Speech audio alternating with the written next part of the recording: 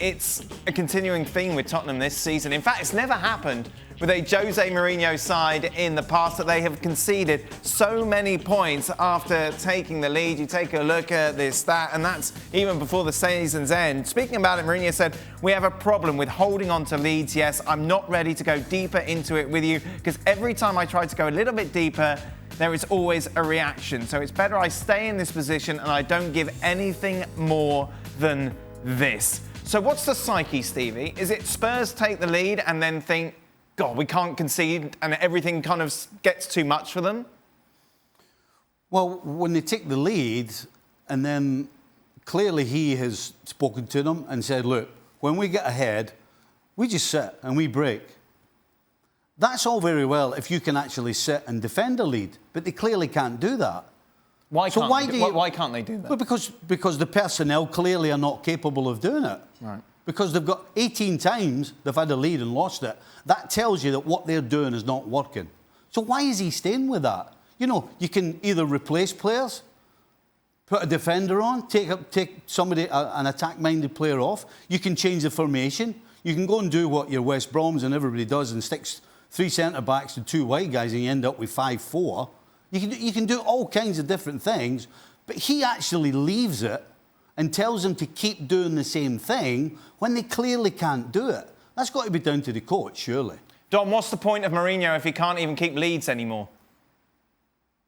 That's a good question. And I don't know why he's trying to instill this belief or this psyche into the players where all you do is look at Tottenham and all we rave about every single week is how good they are and how good the squad is.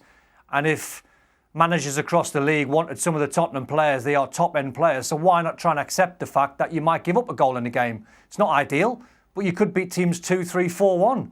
You know, I don't know why. You know, you go to teams like Wolves and you score in the first 60 seconds and you try and defend for the rest of the game. You go to teams like Crystal Palace, and Tottenham should be beating Crystal Palace comfortably. They score against them, then they try to hang on. When you do that against good sides, Dan, you know, the standard in the Premier League is high. And if you offer territorial advantage to someone like, you know, Crystal Palace or Wolves or at the weekend Man United are going to break you down. So something has to change in Jose's thinking. He's not managing the Real Madrid sides and the Inter sides where you can try and rely on winning 1-0s every week. That's not going to happen in the Premier League because, as Stevie said, the personnel's not good enough. So how do you fix it, Don?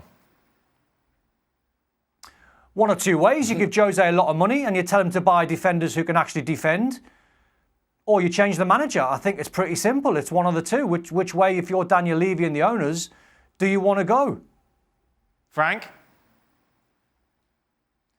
Well, I guess it's not only a defender who will change something. And I really think that the future of Mourinho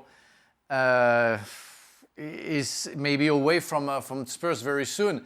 The thing is, just go back to what I said some months ago about the fact that as long as the player sticks to what he wants and his system, it's going to work. So they all defended, all ran like crazy, working hard all together until they started to lose games and be fed up with the system. But because the system cannot be changed because Jose has decided that was the best system, there is a confrontation. And those players don't want to run like they used to run because maybe they cannot, because we are in the middle of the pandemic, because they're not the type of player who can run for like 10 months, because they are not maybe well prepared, and just because they're fed up, because those players want to be creative. And you cannot be creative with that system where it is you defend, you score a goal, and you hold it. And if it doesn't work, you just cry. It's what's going on right now. Thanks so much for watching ESPN on YouTube. And for more sports highlights and analysis, be sure to download the ESPN app. And for premium content and live streaming, subscribe to ESPN+.